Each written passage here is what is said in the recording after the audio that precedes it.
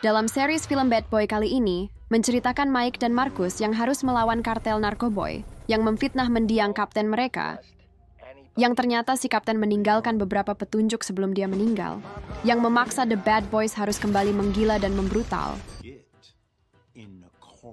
Yang pada film kali ini mereka akan dibantu anak-anak mereka untuk ikut memberantas mafia kartel yang misterius, karena kartel itu mengancam keluarga mereka.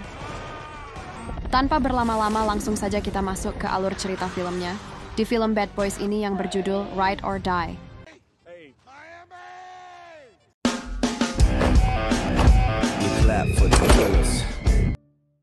Berlatar di Miami, di suatu pagi kita diperlihatkan Mike Lawrence dan Marcus Burnett, dua jagoan kita yang tengah kebut-kebutan untuk menghadiri acara pernikahan Mike.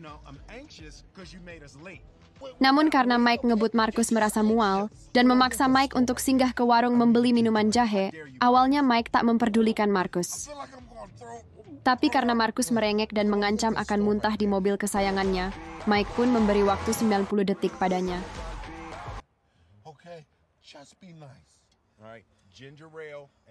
Namun bukannya membeli jahe, dia malah membeli hotdog dan permen, padahal dia mengidap penyakit kolesterol dan hyperaktif ketika mengkonsumsi gula. Yang sialnya si toko makanan itu malah dirampok oleh seorang preman.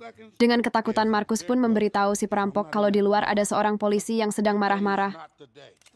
Hingga akhirnya Mike pun datang dan menahan marah pada Marcus. Mereka berdua malah beradu argumen yang membuat si perampok bingung dan marah. Marcus malah debat dengan penjaga toko karena terlalu ember dan memojokkannya di depan Mike. Dan tiba-tiba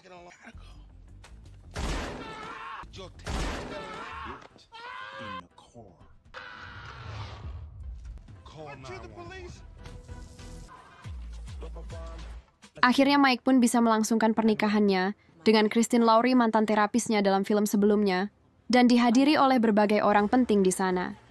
Dengan pesta yang meriah hingga malam hari. Hingga di sana Mike diberi ucapan selamat oleh Rita, mantan pacar sekaligus atasan Mike saat ini bersama suaminya yang seorang gubernur Miami bernama John.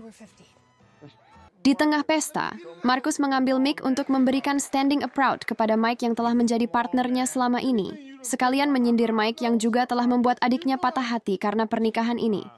Bahkan di sana juga dihadiri anaknya si Kapten Judy dan cucunya Kelly, yang memberi ucapan selamat pada Mike dan berkata, jika kakeknya masih ada, dia pasti akan berwasiat untuk tidak mengacau pesta pernikahan ini. Hingga pesta pun dilanjutkan dengan acara musik dan dansa yang membuat Marcus larut dalam joget dance-nya, hingga dia spontan merasa pusing dan akhirnya pingsan di sana.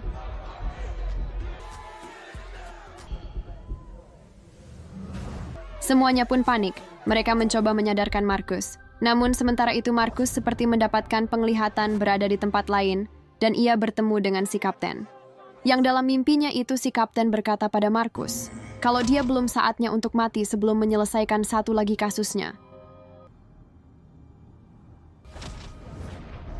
Hingga saat dia terbangun, Marcus langsung bertingkah aneh setelahnya, dengan naik ke atap gedung dan menantang bahaya. Dan Marcus mengaku kalau dia mendapatkan pencerahan. Namun Mike menyangka kalau otak Marcus terlalu lama tak kemasukan oksigen setelah serangan jantung itu atau gila. Tapi akhirnya Mike berhasil membujuknya untuk turun. Dia takut orang di sana sakit mata melihat Marcus tanpa celana dalam. Berikutnya diperlihatkan seseorang bernama Megret yang mendatangi dan memaksa seorang kartel narkoba untuk mengirimkan sejumlah uang ke rekening milik Kapten Howard. Karena bos kartel menolak, Megret pun mengancam melaporkannya pada istrinya dan akan membantai semua keluarganya. Karena dia sedang selingkuh, hingga dia pun menuruti semua keinginan Megret dengan mengirimkan sejumlah uang ke rekening Kapten Howard untuk memfitnahnya. Namun si bos kartel tetap saja dibunuh menggunakan tangan selingkuhannya untuk menciptakan alibi yang sempurna seakan mereka saling membunuh setelah bertengkar. Besoknya diperlihatkan Marcus yang pulang dari rumah sakit tak sabar ingin bertemu istrinya karena dia mengaku seperti terlahir kembali. Melihat Marcus terus saja mengoceh, membuat Mike pun semakin kasihan melihat partnernya yang semakin aneh. Apalagi ketika Marcus mengaku kalau mereka berdua bagaikan sepasang kekasih yang tak terpisahkan. Yang membuat Mike merasa jijik membayangkannya. Kegilaan Marcus terus berlanjut ketika dia sampai di rumah dan menyalahkan menantunya Reggie yang dia tuduh telah menghabiskan semua snack miliknya. dan menyuruhnya mencari kerja, padahal Reggie adalah seorang tentara, yang padahal istrinya Teresa lah yang membuang snack miliknya sesuai anjuran dokter. Keesokan harinya, ketika Mike berolahraga pagi sambil mengenang kematian sang kapten, dia malah mendapatkan berita kalau si kapten diduga korupsi dan bersekutu dengan kartel narkoba. Sontak saja mendengar itu membuat Mike marah dan mendatangi para atasannya bersama Marcus. Hingga berikutnya Judy pun datang dan meminta berkas ayahnya. Karena dia polisi militer yang profesional dan akan menuntaskan kasusnya. Di sana Judy pun mengungkapkan kebenciannya pada Mike karena anak haram Mike lah Armando yang telah membunuh ayahnya. Mike pun langsung bergerak menyelidiki kasusnya dengan mendatangi anak haramnya yaitu Armando yang ada dalam penjara dan meminta petunjuk padanya. Mereka bertanya apakah si kapten bekerja dengan kartelnya Armando. Armando menjawab kalau si kapten bersih. Namun ada seseorang yang memasukkan si kapten ke dalam daftar yang harus dia dan ibunya bunuh di film sebelumnya. Armando tak tahu siapa nama orang itu, namun ia mengenali wajahnya. Armando pun menambahkan, untuk masuk dalam permainan orang ini mereka jangan percaya pada siapapun, karena dia mempunyai banyak koneksi dari mulai pemerintah, kepolisian hingga militer. Di sisi lain, McGrath dan timnya sedang meretas data kepolisian Kapten Howard, namun itu malah memicu keamanan yang sudah dipersiapkan si kapten sebelum dia meninggal. Dengan melapis keamanan yang secara otomatis mengirim pesan pada anak buah kesayangannya, yaitu The Bad Boys, ketika filenya diretas atau dihapus. Di sisi lain, Marcus dan Mike pun kaget mendapat pesan dari orang yang telah meninggal dan menepikan mobilnya. Ketika dibuka, ternyata sebuah video yang menjelaskan kalau video itu dikirim, maka kemungkinan dia sudah mati, dan mengungkapkan kalau dia sedang berurusan dengan kartel yang sangat berbahaya, di mana ketika dia berusaha membongkarnya, dia akan segera disingkirkan, dan menitipkan pesan pada Bad Boys agar jangan mempercayai siapapun, dan menyimpan petunjuk berikutnya dengan kode raksasa berkacamata, yang mengarah pada Fletcher, yang merupakan penjahat yang kini telah bertobat, yang mereka kalahkan pada film Bad Boys 2. Sedangkan di saat yang sama McGrath telah mengetahui data Mike dan Marcus dengan melacak alamat pesan video dan berniat menyingkirkan mereka. Besoknya Marcus dan Mike berniat mendatangi pameran seni Fletcher. Namun kegilaan Marcus kambuh lagi yang ingin menunjukkan pada Mike kalau dia nggak akan mati sebelum kasus ini selesai. Dan ia berjalan mundur sambil menari ke lalu lintas jalan yang padat tanpa tertabrak. Otomatis membuat Mike panik dan mengejarnya karena takut Marcus tertabrak karena kegilaannya. Hingga setelah berada di seberang jalan Mike menodongkan pistol padanya. Tapi Mike tak menembak, yang membuat Marcus lebih percaya kalau dia nggak akan mati sampai menanyakan pada Kabilame yang lewat. Berikutnya Mike dan Marcus pun menemui Fletcher dan langsung bertanya mengenai si kapten padanya. Namun Fletcher hanya memberitahu jika si kapten sedang berurusan dengan orang yang berbahaya dan tak tersentuh. Dan Fletcher memberikan clue kalau si kapten menyembunyikan petunjuknya pada karya seni miliknya. Fletcher pun memberi isyarat mata menunjukkan pada seninya, dan menyuruh Marcus dan Mike mencarinya. Tapi karena Marcus terlalu jenius, maka dia malah menodongkan senjata pada Fletcher. Hingga Fletcher beneran tertembak oleh anak buah McGrath yang dari tadi ada di sana. Hingga baku tembak pun tak bisa dihindari lagi.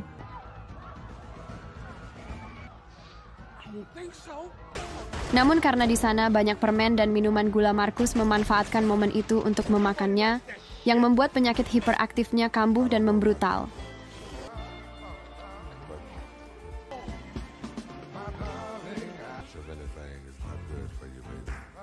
Hingga dia menganggap kalau dia seorang bintang film yang sedang beraksi, padahal ia.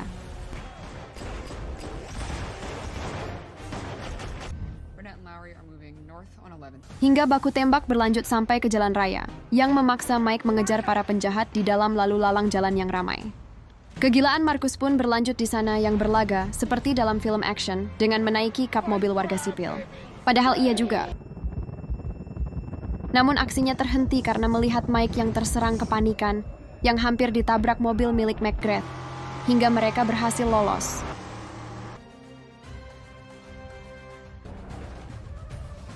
Setelahnya ketika Mike dan Marcus mendengarkan ceramah Rita, mereka didatangi Dorn yang mengabarkan kalau CCTV di sana semuanya mati dan gak meninggalkan apapun.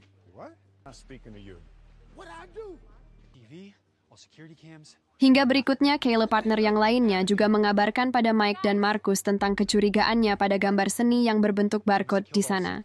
Yang ternyata itulah yang coba dikatakan Fletcher sebelumnya, yang mengarah pada video dari Kapten Howard berikutnya. Di video itu, si Kapten menjelaskan kecurigaannya sejak mereka membongkar kasus kartelnya Armando 9 tahun lalu, di mana barang bukti ratusan kilo narkoboy hilang misterius. Dan ketika dia mengirim 2 sahabat pensiunnya menyelidikinya, mereka pun mati secara mengenaskan, yang membuat dia yakin banyak dari pihak mereka yang terlibat. Si Kapten juga menyuruh The Bad Boys mencari berkasnya pada file 9 tahun lalu itu. Setelah mendengar itu, mereka pun segera mencari berkasnya dan membagi tugas untuk menyelesaikan kasus ini. Sementara itu, di penjara diperlihatkan Armando yang sedang diserang oleh narapidana lain, utusan dari McGrath untuk menyingkirkannya.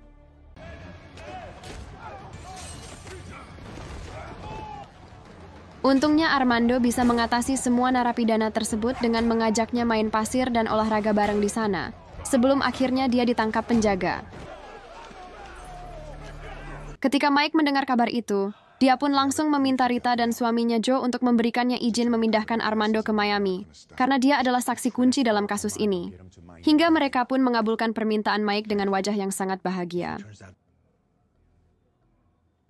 Besoknya, prosedur pemindahan Armando pun dimulai, di mana Mike dan Marcus harus meninggalkan senjata mereka sebagai prosedur pemindahan napi tersebut. Namun itu adalah siasat dari McGrath yang berencana melenyapkan mereka bertiga dalam misi itu. Di tengah perjalanan, McGrath memaksa pilot untuk membaca naskah yang dia buat sebelum dibunuh. Namun untungnya Marcus menyadari ada yang tidak beres dan mencoba memeriksanya. Di sana, McGrath memakai senjata Mike dan Marcus untuk membunuh kru helikopter dan menyerang Marcus, Mike, dan Armando, dan berencana kabur menggunakan parasut setelahnya. Namun Marcus menggagalkan rencana itu dan pertarungan pun terjadi, di mana Mike berusaha mengeluarkan Armando dari selnya dan berusaha bertahan dengan pesawat yang mulai jatuh. Namun sayang, McGrath berhasil kabur dan membuang semua parasut yang memaksa mereka harus mengambil kemudi helikopter untuk bisa selamat. Untungnya Armando yang mantan kurir narkoboy mampu mengendalikan helikopter dan mendaratkan darurat ke sebuah sungai yang besar, sehingga mereka bisa selamat.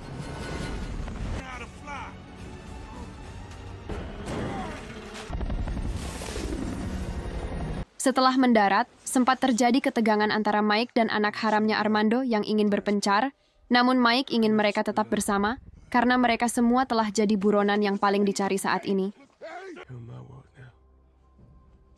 Malam harinya di TKP, Rita dan Judy menetapkan Armando, Mike, dan Marcus tersangka karena rekaman palsu itu. Rita meyakinkan kalau Mike dan Marcus tak mungkin melakukan ini. Namun Judy yang hanya percaya pada bukti dan berniat balas dendam akan memburu mereka sebagai buronan yang berbahaya. Sementara McGrath yang mengetahui kalau mereka bertiga masih hidup, memerintahkan anak buahnya untuk membuat taruhan pada para penjahat dan gangster di sana yang bisa menangkap mereka bertiga, akan mendapatkan uang $2 juta. Malam harinya ketika mereka istirahat, Marcus menyuruh Mike untuk memperbaiki hubungan dengan anaknya. Dengan cara berpelukan, namun Mike dan Armando malah canggung dan pergi dari sana.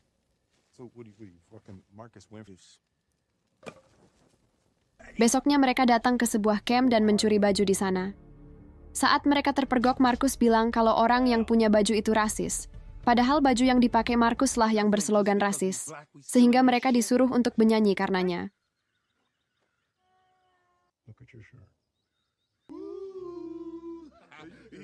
Hingga Armando berhasil mencuri mobil mereka dan segera pergi dari sana.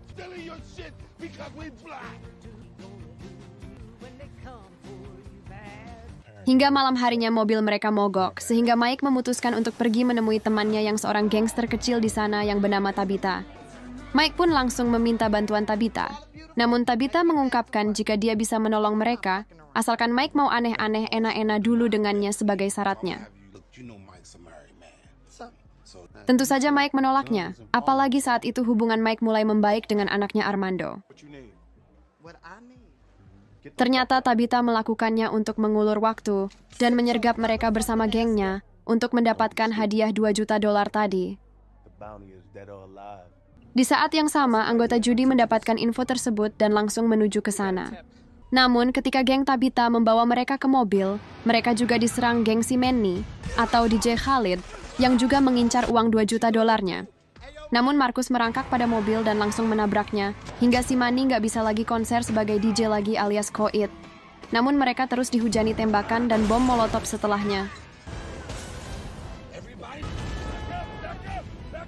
Namun Markus malah menyalakan pembersih kaca yang malah memperbesar apinya yang membuat Mike senang karena semakin meriah. Ditambah lagi Judy datang yang membuat mereka semakin kegirangan. Beruntung Markus membelokkan mobilnya tiba-tiba, yang membuat mobil Judy tak bisa menghindari tabrakan ketika Judy bernafsu menembak Armando pembunuh ayahnya. Hingga akhirnya mereka pun lolos, karena Judy disibukkan dengan para gangster yang menyerangnya.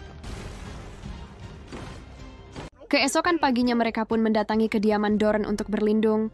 Di sana mereka menemukan fakta bahwa ternyata selama ini Dorn dan Kaylee adalah sepasang kekasih.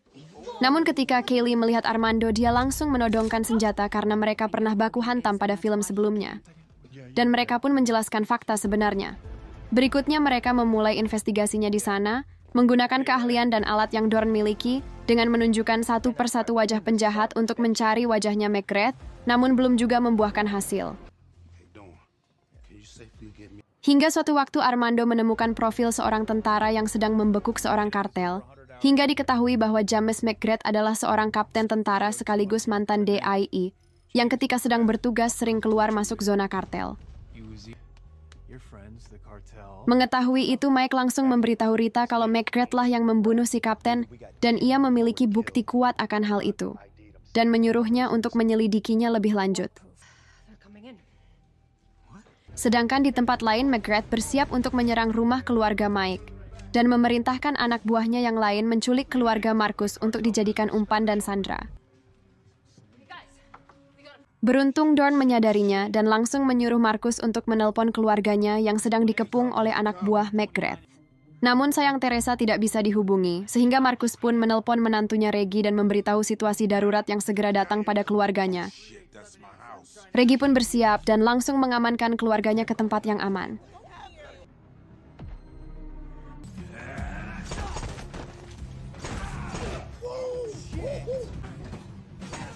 Namun tak disangka dan tak diduga, di momen itu Reggie yang dulunya culun kini dia mampu membantai 15 orang tentara bayaran anak buah McGrath.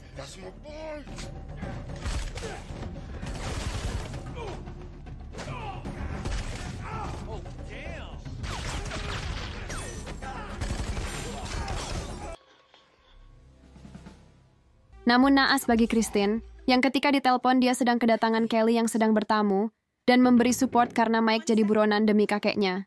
Dan ketika teleponnya diangkat malah McGrath yang berbicara, dan menyuruh Mike menukarnya dengan Armando. Setelahnya ketika Mike bersedih, dia mengungkapkan kalau McGrath selalu selangkah mendahului mereka. Hingga Markus pun mengungkapkan kecurigaannya pada Rita dan suaminya. Karena setelah identitas McGrath terungkap, cuma Rita lah yang diberi informasi dan mengingat pesan dari si kapten untuk tidak mempercayai siapapun. Hingga Rita mendapatkan telepon dari Mike saat di lift, Rita melihat suaminya mengirim pesan dengan seseorang dan mencoba merebut HP suaminya itu. Akhirnya John berusaha membunuh Rita istrinya sendiri saat itu juga. Karena perannya saat itu mulai terbongkar. Beruntung Dorn dan Kaylee datang ke sana dan menolong Rita dan membawa mereka pada Mike dan Markus. Dan Mike pun menenangkan Rita sang mantan sekaligus atasannya. Setelahnya Mike memimpin timnya untuk menyusun rencana untuk menyelamatkan istrinya dan Kelly serta memburu McGrath. Dan berjanji akan menghajar McGrath karena telah berurusan dengan keluarga The Bad Boys. Di saat yang sama di rumahnya Christine, Judy memeriksa TKP dan bersedih karena kasus ayahnya kini telah melibatkan anaknya sekaligus cucunya si kapten. Di tempat lain Rita curhat pada suaminya, mengungkapkan kekecewaannya yang telah berkhianat dan membelai mulutnya dengan lakban karena suaminya mulai menggombal. Mike pun memulai misinya dengan memanipulasi suaranya menggunakan suara John dengan memberikan sebuah titik lokasi penukaran pada McGrath menggunakan kecanggihan alat milik Dorn. Namun di tempat McGrath, Christine malah salfok sama kukunnya McGrath yang terlihat cantik dan menanyakan tips tentangnya. Namun McGrath menjawabnya dengan senang hati kalau kuku cantiknya dia dapatkan gratis ketika dia pertama kali masuk ke zona kartel. Paginya sebelum beraksi, Marcus mencoba menyemangati Mike yang bersedih dan patah semangat dengan bernyanyi lagu Bad Boys. Walaupun awalnya sulit, tapi akhirnya Mike bersemangat kembali dan bersiap untuk membantai dan membrutal. Plane is ready. We roll in 20. All right.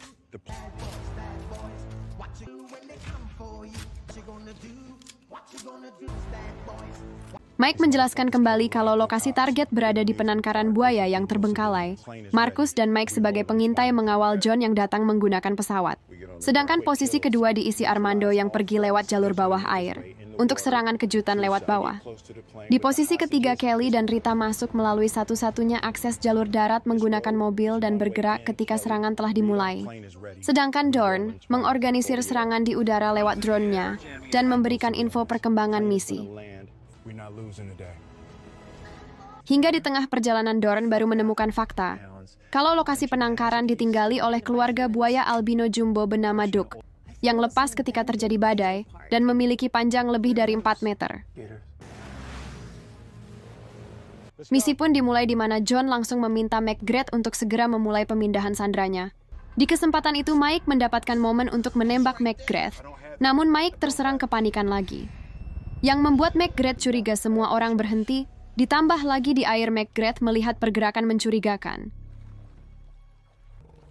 Ternyata karena Armando yang sedang didekati buaya besar di sana. Dan McGrath memerintahkan anak buahnya untuk memeriksa tempat di mana Armando berada dan tiba-tiba. Hingga misi pun gagal dan beralih dari penyelamatan Sandra menjadi penyergapan dalam baku tembak.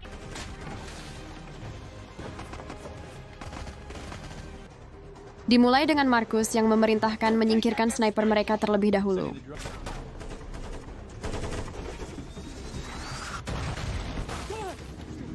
Hingga Mike dan Marcus bisa bermanuver penuh untuk menyerang. Tapi sesaat kemudian kepanikan Mike kambuh lagi dan tiba-tiba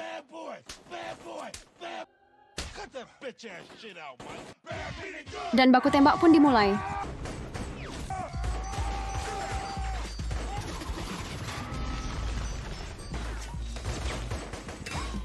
Berikutnya Mike memerintahkan Dorn untuk menghancurkan mobil dan perahu mereka agar mereka nggak bisa kabur dari sana.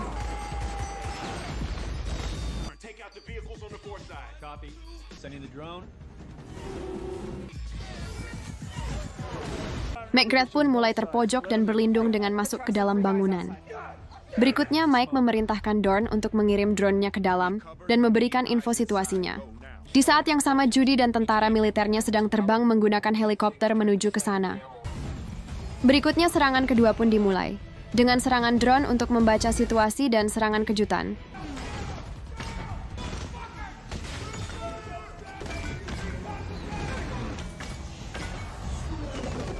Di sisi lain, Rita yang baru tiba langsung memburu suaminya yang berusaha kabur dari sana, dengan cara membajak pesawat yang mereka tumpangi tadi. Di sisi lain, Mike, Marcus, dan Armando mulai memasuki gedung setelah mengetahui situasinya dari serangan drone tadi. Dan Mike memerintahkan Armando menyelamatkan Kelly yang dibawa ke arah lain, sementara Mike akan memburu McGrath yang menyandra istrinya. Hingga Dorn pun turun tangan untuk ikut membrutal di sana. Hingga pertarungan epik pun terjadi, di mana semua tim bekerja sama dengan kompak.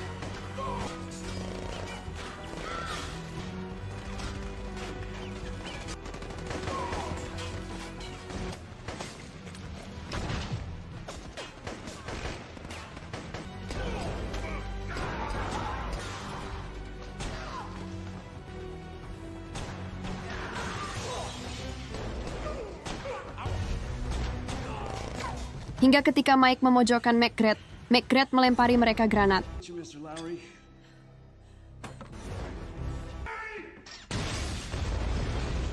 Sementara di tempat lain diperlihatkan Rita yang sedang memburu suaminya yang telah lepas landas dengan pesawat dan langsung menembaknya dengan RPG hingga pesawat itu jatuh. Dan hampir saja menabrak Kelly hingga Armando berhasil menyelamatkan Kelly. Bahkan Marcus dan Mike pun hampir tertabrak pesawat tersebut. Dan ketika Mike melompati jembatan kaca untuk mengejar McGrath yang menyandra istrinya, Marcus malah ikut melompat ke sana walaupun sempat dilarang Mike, yang membuat mereka jatuh ke dalam air. Hingga mereka didatangi buaya albino jumbo yang bernama Duck yang dimaksud Dorn tadi. Namun Marcus malah kamsu upai dengan mengajak buaya jumbo bernama Duck itu ngomong baik-baik. Dengan membaca mantra persahabatan yang membuat buaya Duck itu mencium tangannya Marcus secara keseluruhan alias digigit. Yang membuat Mike harus turun tangan untuk menolongnya.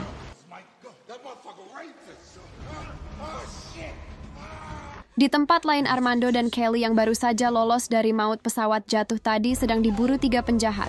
Hingga Armando meminta Kelly untuk percaya padanya walaupun Kelly tahu Armando lah yang telah membunuh kakeknya. Hingga Armando mengorbankan bahunya ketika salah satu penjahat hendak menusuk Kelly, yang membuat Armando hampir tak sadarkan diri. Hingga pada suatu momen, Kelly berniat meninggalkan Armando yang sekarat karena kebenciannya, tapi Kelly kembali dan menolong Armando. Sedangkan di tempat lain Mike terus memburu McGrath yang membawa Christine sebagai sandera ke hutan. Karena luka dicium buaya tadi makin parah, Marcus pun menyuruh Mike mengejar Christine duluan. Sementara di tempat lain, Rita menendang suaminya karena berusaha menembaknya setelah berpura-pura mati dan menembak Dorn.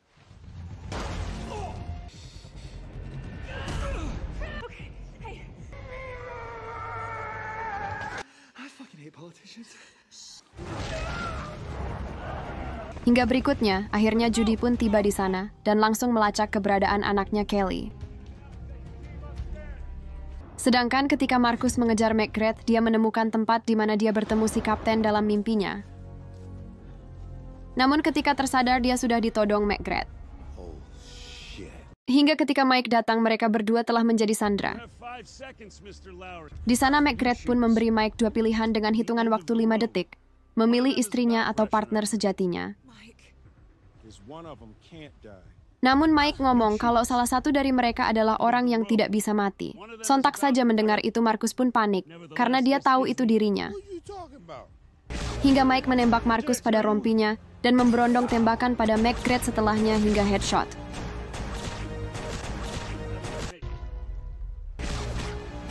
Hingga setelahnya Marcus pun merengek, dia ditembak lagi oleh Mike kesekian kalinya dalam series Bad Boy ini. Hingga berikutnya Mike mendengar dari radio kalau Judy sedang memburu Armando ke dalam hutan dan bergegas ke sana untuk menyelamatkan Armando. Ternyata di sana Armando sedang ditembaki oleh Judy yang ingin membalaskan kematian ayahnya. Namun Kelly melindungi Armando yang telah menyelamatkannya. Namun karena melihat kegigihan Kelly yang membela Armando, akhirnya Judy pun membiarkan Armando pergi di antar Mike menggunakan perahu.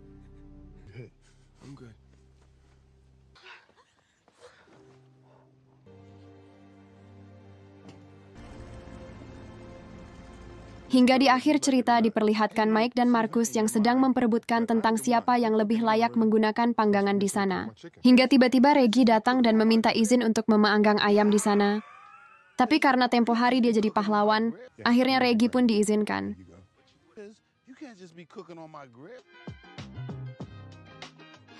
Dan film pun tamat.